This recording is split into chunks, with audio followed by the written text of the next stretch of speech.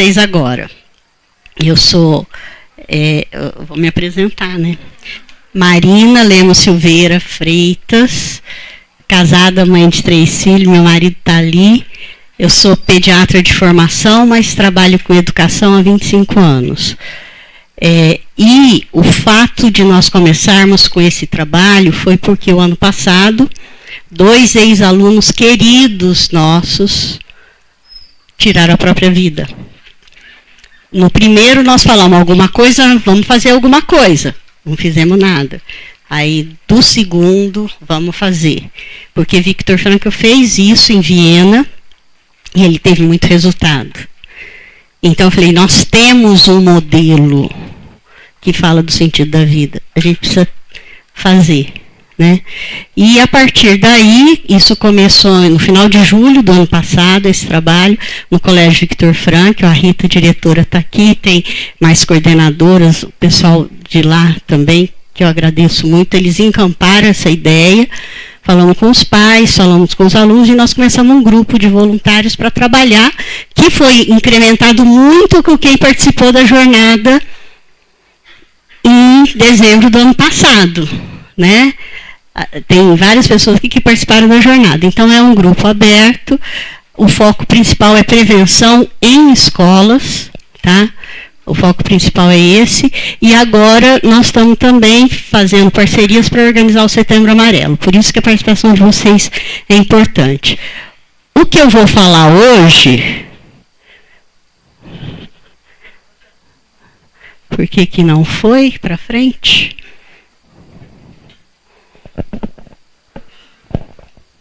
Ué.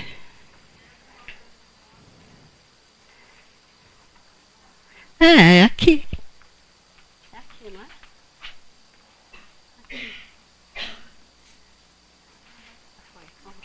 Aqui. Desse lado aqui. Bom, fatores protetores na preservação da vida. Viktor Frankl, na década de 30, ele já era médico, psiquiatra, neurologista. Na época não tinha psicologia assim como formação. Era só médico psiquiatra, que depois ele era psicólogo também. Ele também se especializou nessa parte de saúde mental.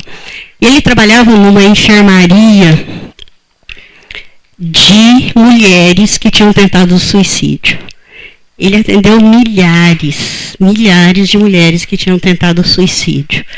E ele fez uma pesquisa entre o grupo de pessoas internadas, de mulheres internadas, procurando saber quais os motivos que elas tinham tentado ali. E ele encontrou, de fato, perdas, traumas, abusos,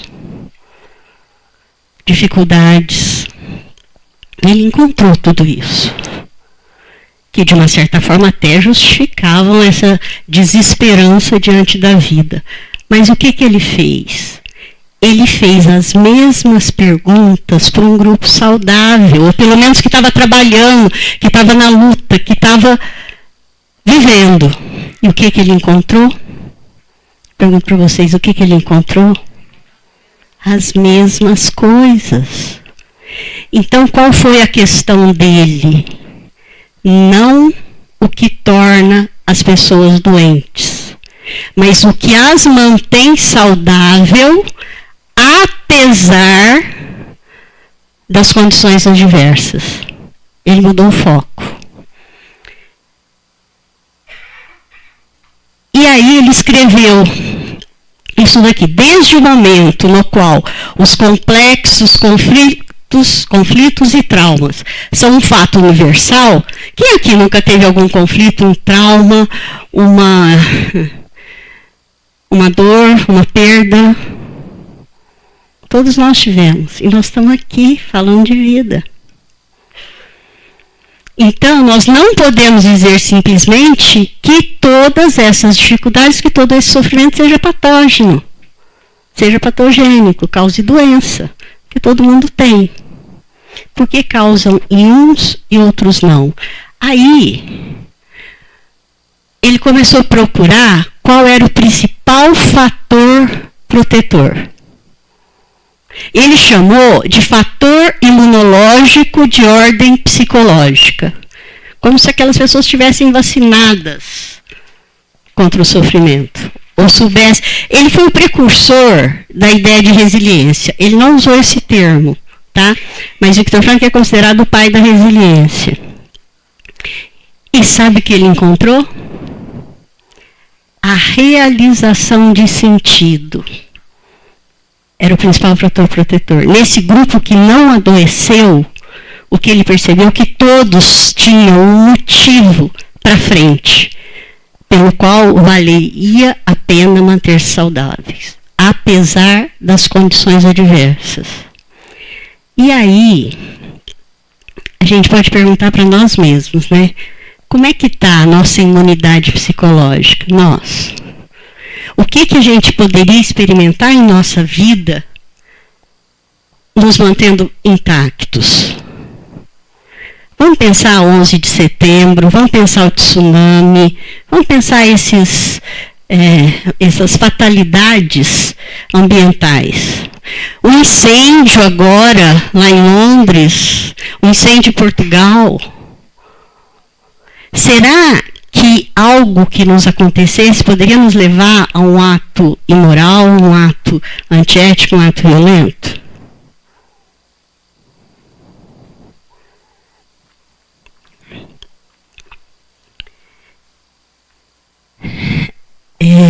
Um trabalho, isso daí foi feito lá na década de 30 por Frankl.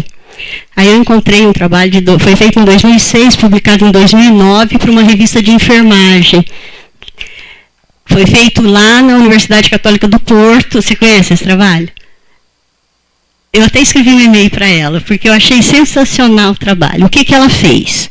Ela estudou lesionados medulares, tá? Pacientes saudáveis e tiveram um acidente, tiveram lesão medular e ficaram cadeirantes, de uma hora para outra. Só que ela não estudou, porque a maioria aí perde sentido na vida, que reclama de tudo e tal. Ela estudou 9 pacientes que, apesar do acidente, se mantinham saudáveis e bem com a vida. Ela falou assim, gente, o que acontece nesse grupo? A mesma ideia de Frankl, tá? Só que ela não cita Frankl na bibliografia. Eu perguntei se ela conhece Frankl. Ela estudou esses 9 pacientes para saber o que acontecia, que eles conseguiram ter uma resposta à lesão tão adequada, mantendo a qualidade de vida, apesar de todo o transtorno. E aí, olha o que ela encontrou, isso aí eu tirei do resumo. Foi possível explicar o fenômeno, tá com esse acento porque é português, de Portugal, de adaptação após lesão medular, sendo evidenciada a influência do encontro com um novo sentido da vida, na manutenção da disposição para gerir as consequências que advêm do confronto com a lesão medular. Vocês viram que é a mesma ideia de Frankl? Então, quando a pessoa, depois de uma adversidade, de uma dificuldade, de um trauma, e nós escutamos aqui hoje, encontra um novo sentido na vida, a adaptação, a resposta terapêutica, a resposta à terapia ocupacional, a resposta à fisioterapia, a resposta medicamentosa é muito melhor.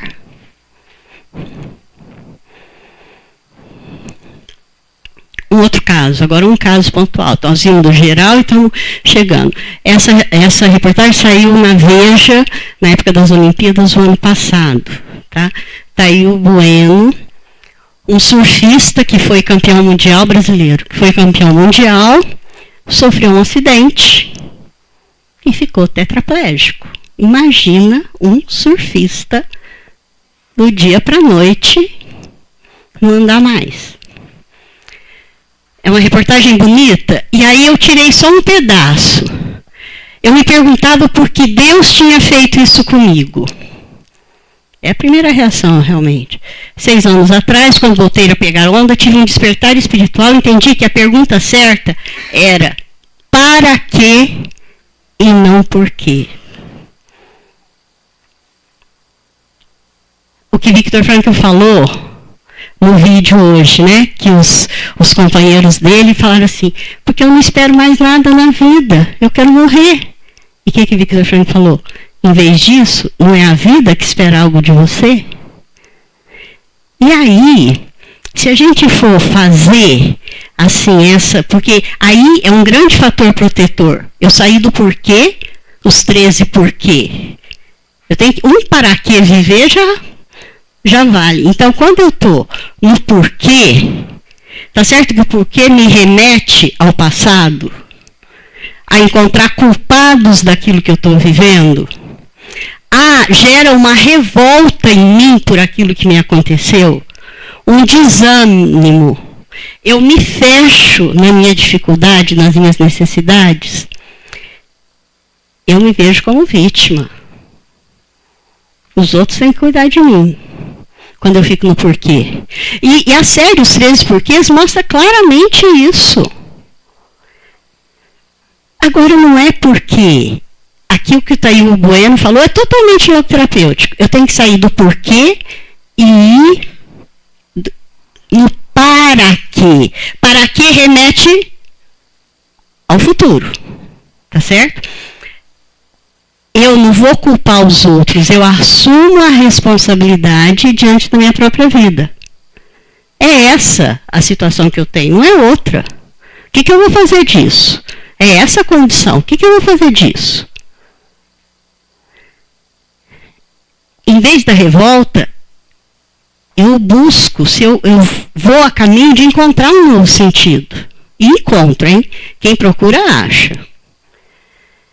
Em vez do desânimo, me dá uma coragem. Viktor Frankl também falou no vídeo, não sei se foi esse assim, nós vimos um pedaço só, mas de pessoas que ele conviveu e que ele atendeu, que depois de um acidente, uma pessoa no campo de concentração, ele falou que descobriu o sentido na vida e era feliz depois de um sofrimento, porque repensou toda a vida. Em vez do desânimo, a coragem. Em vez do fechamento, a abertura para a vida. Vocês vão ver no exemplo do Taio. Em vez de eu ser vítima, eu vou ser agente. Eu passo da vitimização para a proação. O Taio Bueno, né? Taio transformou o casamento em... o que ele falou, transformou o sofrimento e a tragédia em um triunfo pessoal.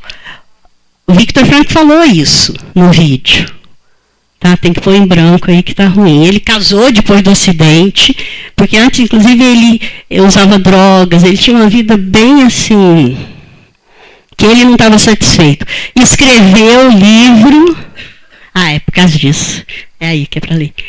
E voltou a surfar com uma prancha adaptada, claro. E aí não ficou só nisso. Ele, desde 91, né, quando teve esse acidente, ele está estruturando um projeto, tá aí o Surf para Todos, para que todos os cadeirantes possam também participar disso. Vocês viram, do fechamento, uma abertura para a vida e para os outros, transformando a tragédia num triunfo pessoal. Bom, eu ia começar com esse slide, eu falei assim, não, muito triste. Dr. Bertolotti escreveu isso, olha, e toda a pesquisa, se vocês forem ver, a gente encontra muito mais fator de risco que fator protetor, né, doutora Kelly? E o Dr. Bertolotti escreveu isso, uma revisão da literatura, em 2012, é recente, sobre os diversos fatores associados ao suicídio, evidencia uma predominância de estudos, pesquisas e publicações a respeito dos fatores de risco, em comparação com os estudos equivalentes relativos a fatores de proteção. E o que vai pesar na balança? Fator de risco ou fator de proteção? Quer dizer, positivamente. Então, realmente é urgente que a gente mobilize esses fatores protetores. E, segundo o Frankl, o principal, claro que tem outros, mas o principal fator protetor de saúde mental é a busca, o encontro e a realização do sentido da vida. E o sentido da vida não é uma coisa, fosfórica, assim, etérea. É concreto aqui e agora, é temporal, é concreto. O sentido da situação agora, para mim, está falando para vocês estariam me escutando. Daqui a pouco nós vamos conversar. Então, o sentido da vida é concreto, é pessoal, para cada um, não tem... É um sentido pessoal, ou eu aceito realizar o meu sentido ou não. Tá? Não é massificante. Em cada situação também. E aí, agora eu peguei, tá? Fiz um levantamento, no slide embaixo tem todas as referências, mas aí tem textos da Organização Mundial da Saúde, da Associação de Psiquiatria, de Psicologia. Então, eles dividem. Nós estamos saindo agora do que Victor Frankl falou e indo no que a literatura tem, tá? Dividem os fatores protetores em 3 níveis. O professor Bertolotti também coloca isso daí. Fatores culturais, sociais e ambientais. Padrões familiares e personalidade e estilo cognitivo. O macro, o familiar e o pessoal, tá? Fatores culturais, sociais e ambientais, adesão a valores, crenças. Relacionamento. E isso daqui confirma aquela pesquisa que o professor Alcion mostrou. Eu até anotei porque eu não conhecia aquela pesquisa. Então, é ao contrário, mas aqueles que não têm crença nenhuma, o índice de suicídio é bem maior, vocês viram, né? Então, adesão a valores e crenças. Relacionamentos significativos, envolvimento social, sentimento de pertença. Pertencer a um grupo, pertencer a uma família. Tá? Apoio de pessoas relevantes. E os aspectos ambientais, alimentação, sono, atividades físicas e ausência de drogas. Nós temos trabalhado muito o sono. Nós estamos negligenciando muito o sono. A privação de sono, na verdade, o sono, ele está presente em quem tem depressão, a alteração do sono, mas também a alteração, a privação de sono pode levar a uma alteração de humor. Tá? Uma das consequências da privação de sono. E, de verdade, quem aqui está com sono em dia, levanta a mão. Oh, parabéns, você está de férias. Tá? Imagina os nossos adolescentes. Como é que está o sono dos nossos adolescentes? Nós estamos sendo roubados do sono.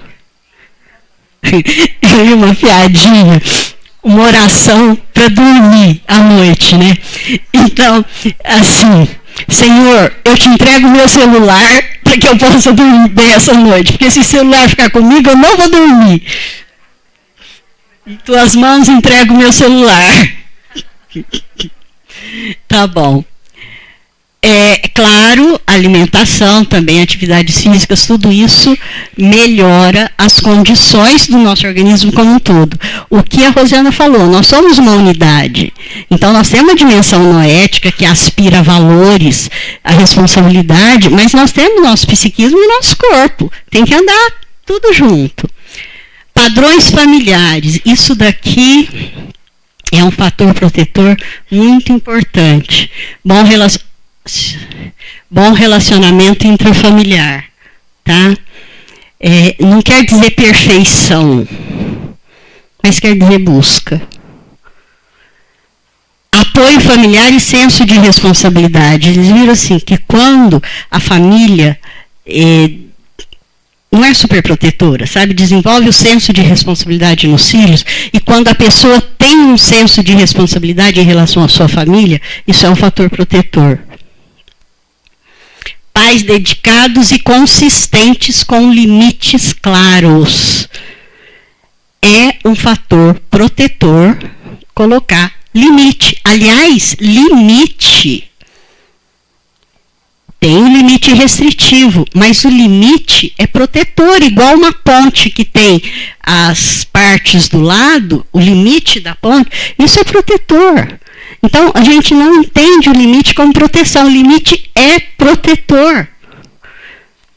É um fator de proteção importante.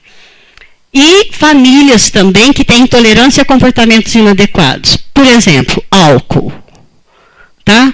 Antes de 18 anos, não pode tomar bebida alcoólica. Não pode. Não tem não tem. Por que não pode? Moralismo? Não. Ciência. O álcool antes de 18 anos altera os neurônios, compromete o cérebro. Tá? E aumenta, quem bebe antes de 18 anos tem muito mais chance de se tornar alcoolista do que quem não bebe. Então, sim, não, pronto. Não tem que ter discussão. Bom, eu estou falando assim, eu acredito nisso, mas não sou só eu que estou falando, tá? Agora vamos na responsabilidade pessoal, tá? Sem personalidade e estilo cognitivo. Sentimento de valor pessoal, tá faltando ele, e confiança em si mesmo. Entra aí autoestima. Dentro da visão da logoterapia, autoestima é aquilo que eu penso de mim mesma pelas coisas que eu faço, pelas escolhas que eu faço. Então, se eu tenho uma oportunidade e eu ajudo alguém, mesmo que ninguém veja, eu me torno uma ajudadora. E é legal ser alguém que é capaz de ajudar, não é? Eu vou melhorar a minha autoestima. Se ninguém está vendo, mas eu pego alguma coisa que não é minha, ninguém está vendo. O que eu me torno? Uma ladra. E é fácil confiar numa ladra? Como é que fica a minha autoestima? Então, o conceito de autoestima dentro da logoterapia não é pela marca de tênis que eu uso, pelo celular que eu tenho, mas pelas coisas que eu faço, pelas escolhas que eu faço. Então, todo mundo pode melhorar a autoestima. Salário, a gente não pode melhorar o nosso, né? É difícil, pode ser que alguém, imagine, né, Rita? A gente até tenta, mas autoestima todo mundo pode melhorar a sua. Aqui. E confiança em si mesmo, claro. Disposição para procurar ajuda e pedir conselhos. Aí entra uma humildade. Reconhecer, sabe? Poxa, ninguém é perfeito. Então tem a hora que todo mundo. O doutor Alcione falou muito bem isso. E a doutora Kelly também, o profissional de saúde também precisa de ajuda. Sabe? O pai e a mãe também precisam de ajuda. Mas o adolescente também.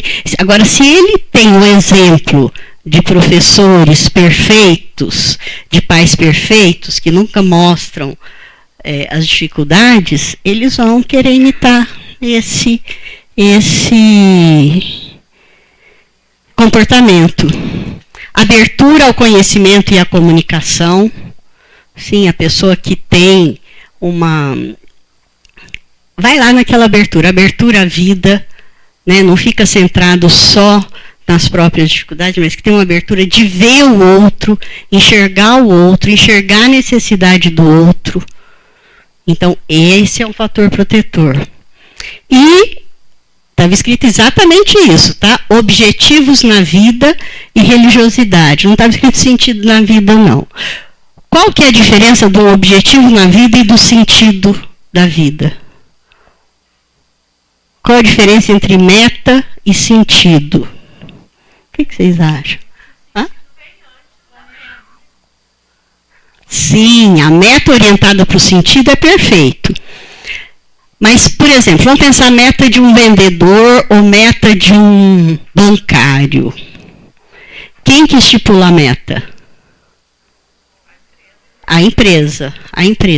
Para quem, em primeiro lugar, é boa a meta?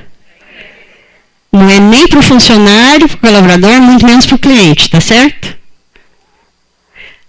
Quando a empresa é orientada para o sentido, então as metas são orientadas para o sentido e são boas também para o cliente e para o colaborador, tá? Mas infelizmente não é o que a gente vê. Então a diferença é que a meta, o objetivo, eu estabeleço. O sentido eu encontro. Então, é igual aquilo que o Frankl falou, assim, não sou eu que exijo da vida. Então, aqueles dois lá no campo estavam exigindo que a vida melhorasse. E o Frankl falou assim, você pode não esperar mais nada da vida, mas o que a vida espera de você? Então, o sentido é o que a vida espera de mim. A meta é o que eu espero da vida. Tá? Agora, quando essas coisas podem juntar, não são antagônicas. Na medida que nós vamos amadurecendo e aperfeiçoando nesse caminho do sentido, a gente percebe que cada vez mais meta e sentido caminham juntos, né, Helga? Assim, há uma unidade do ser, uma harmonia do ser. E a religiosidade, que isso está presente, independente da religião, está presente. No anterior nós falamos sobre espiritualidade como fator protetor, está realmente presente. Qual a relação entre sentido da vida e religiosidade? Viktor Frankl fala que as pessoas que têm uma fé têm mais facilidade de encontrar o sentido. Mas o sentido é possível para qualquer pessoa, independente de fé, classe social, nível intelectual, inclusive doenças, tá? O sentido está acessível. Por isso que ele não entra na parte moral nem na parte religiosa. Ele fala do sentido. O sentido é acessível a todo mundo. Tá? Bom, tanto o Dr. Alcion quanto a doutora Kelly falaram do sentimento de desesperança nos 4D que você colocou. Então, realmente, o sentimento de desesperança decorrente de circunstâncias difíceis na vida é um indicador muito grande do risco de suicídio. É mais do que a depressão em si mesma. E o que é a desesperança? Viktor Frankl tem uma definição de desespero, é um outro vídeo, bem legal. Ele coloca assim, podia ter colocado isso no slide. D é igual a sofrimento sem sentido. S menos S. Desespero é igual a sofrimento sem sentido. Porque quando eu entendo o sentido de um sofrimento, por exemplo, o parto, tá?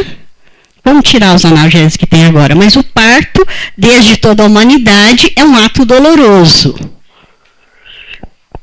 Mas é um ato pleno de sentido. Eu passaria por todas as dores de novo, sem hesitar. E uma vez eu escutei, quando eu estava dando plantão, bom, tudo bem, então eu estou falando o meu pessoal.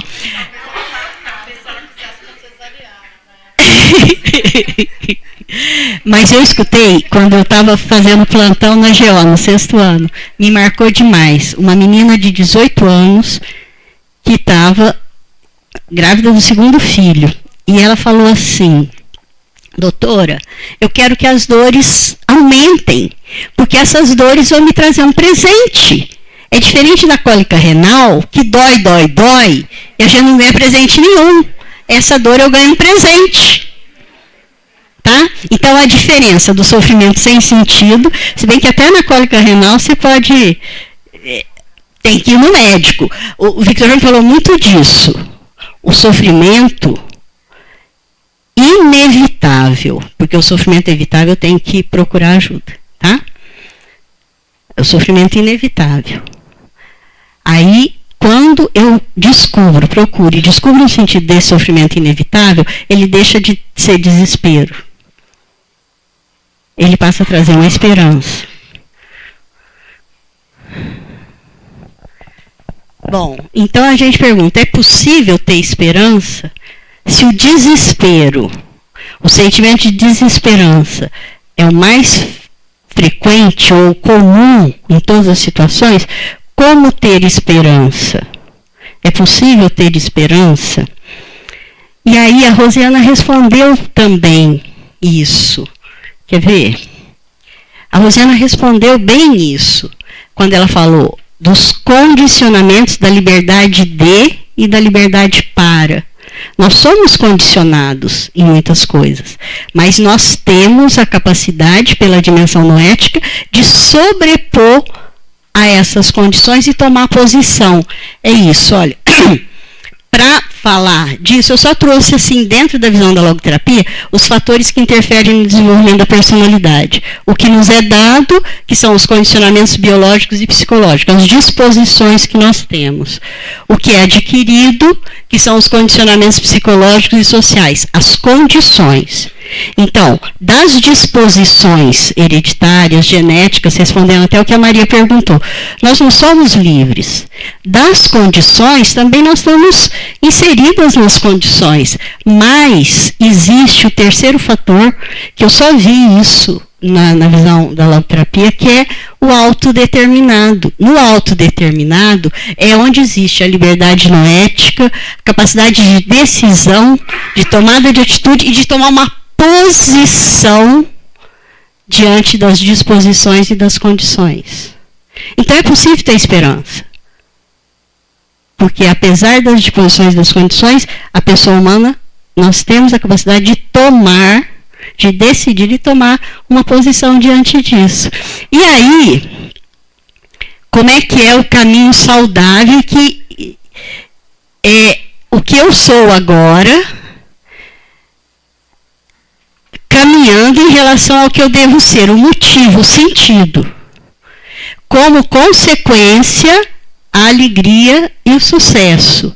O poder, o dinheiro é um meio para encontrar o sentido. A alegria e sucesso é efeito colateral. Se eu busco alegria e sucesso, na verdade, eu desvio da linha do sentido. E aí é o que vai ter, aumenta a distância entre o ser e o dever ser. Aí vai dar o vazio. Tá?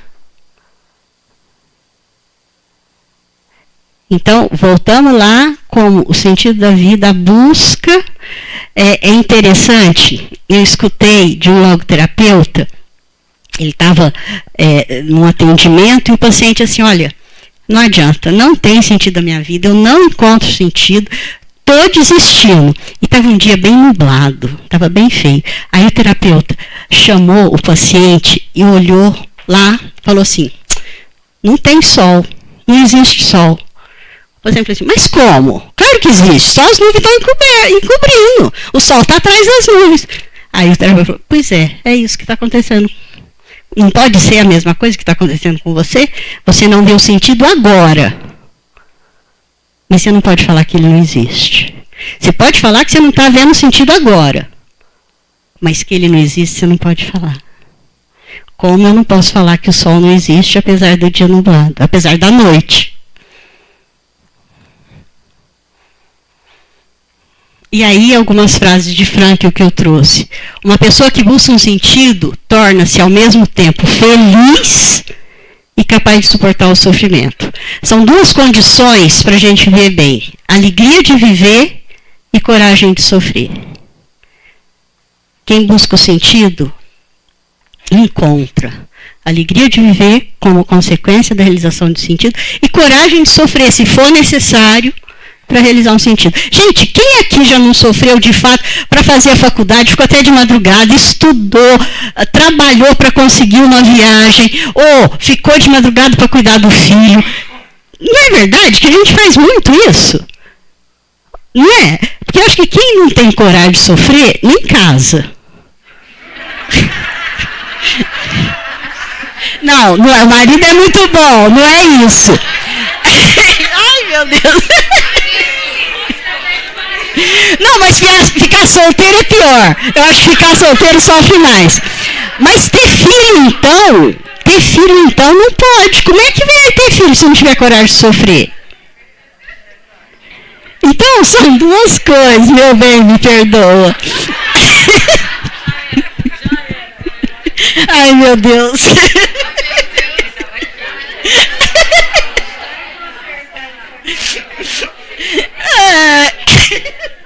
Depois você pode vir falar aqui, tá? Nós começamos a estudar logoterapia juntos, viu? Ele que me levou para a logoterapia, eu sou muito grata. E aqui, que a doutora Elizabeth Lucas, que é uma discípula direta de Frankl, falou que eu acredito mesmo que está naquele gráfico. Sucesso é um efeito colateral, um presente adicional para a dedicação. Ele só aparece naquele que colocar o seu serviço, o seu trabalho, a serviço de uma tarefa que tenha sentido, que vem de fora e bata a sua porta. Não como meta, que eu decido, mas como sentido que eu encontro. Por isso que a gente fala, sentido ninguém inventa, sentido não é dado, sentido não é criado, o sentido é descoberto. Tá? E a doutora Kelly que usou também a visão de túnel. É muito bonito isso, porque o que a logoterapia propõe? Visão de leque.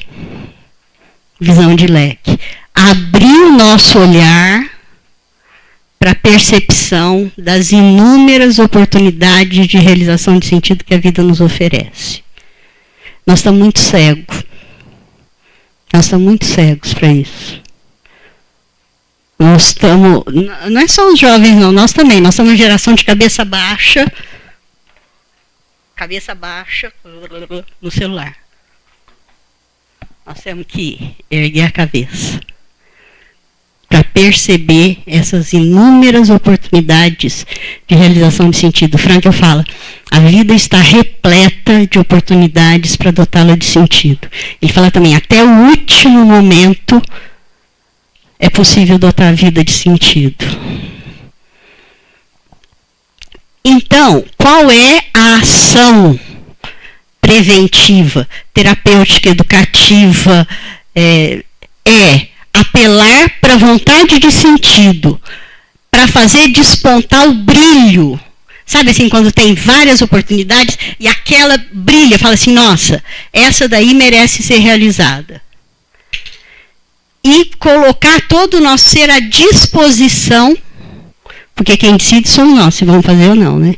Mas despertar para que a gente responda positivamente àquela possibilidade de realização de sentido.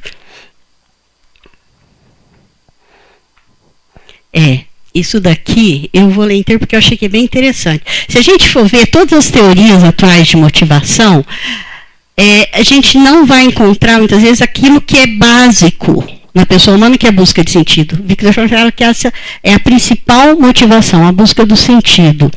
Que não é nem o prazer, nem a felicidade, nem o dinheiro, nem o poder, nem o prestígio, mas a vontade de encontrar um sentido para a vida. Você falou muito bem do idoso.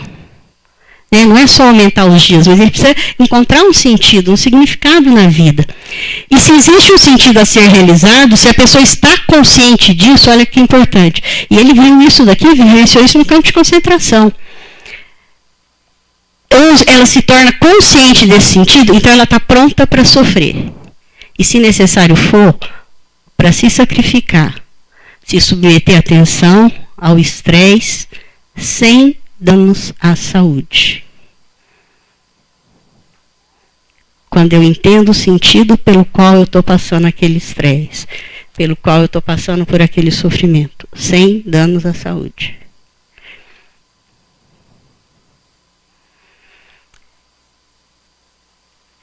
Ou pelo menos com menores repercussões na saúde do que... quer ver uma coisa que traz muito dano à saúde? O trabalho em turno. Porque tem alteração do sono. Mas se a pessoa percebe o sentido daquilo que ela está fazendo, a repercussão é menor. Pensem em situações pessoais assim vividas, tá? Não só em teoria, do que os trabalhos, do que a ciência prova. E a consciência de se ter uma tarefa a cumprir, uma tarefa bem concreta e pessoal, isso daqui é importante ficar. Primeira vez que eu escutei falar de sentido, eu falei assim, nossa, que coisa estratosférica. Não é não, sentido é concreto. É o que não somente mantém a pessoa psíquica e espiritualmente saudável, mas também a preserva das doenças. Pois não existe nada que capacite a pessoa para superar suas dificuldades como essa consciência de que tem algo a realizar, tem uma tarefa a cumprir. Vocês já viram uma coisa? Que mãe de criança pequena raramente fica doente. Aquela mãe muito... Ou então fica doente quando chega a mãe para ajudar a tomar conta dos filhos? Vocês já viram uma situação assim? Não é verdade? Né? Parece que quando ajeita tudo, ou quando passa todas as dificuldades, aí vem a gripe, aí vem a dor de cabeça, mas é isso. É real. É fenomenologia, assim, ele partiu ele não fez em laboratório e depois idealizou. Gente, que horas são? Mas tá acabando. Hã? Ah, tá bom. E aqui, eu acho que essa é a última. Não, essa é a penúltima, vamos no slide. Aí, numa palestra de Franca para estudantes, eles pediram um conselho para ele. E ele deu esse. Eu vou ficar com isso para mim e para vocês, hein? Quero que vocês escutem o que a sua consciência diz que devem fazer. E coloquem em prática da melhor maneira que você conseguir. Quero que você escute o que a sua consciência diz que você deve fazer. E coloque em prática da melhor maneira que você conseguir. Não é que a outra pessoa vai conseguir, mas que você. E aí é possível ter esperança. Eu tenho esperança. E eu acho que todos nós podemos ter esperança.